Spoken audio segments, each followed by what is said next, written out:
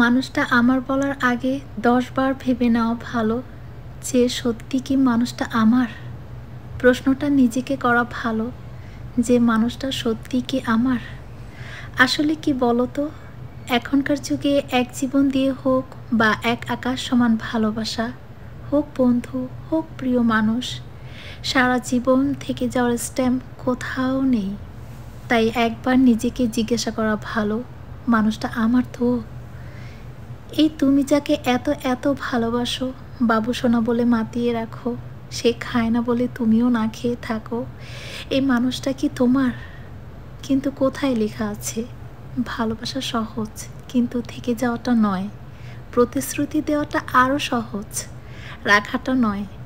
মানুষ তাই সুযোগ পেলেই না বদলে যায় সময়ের সাথে সাথে।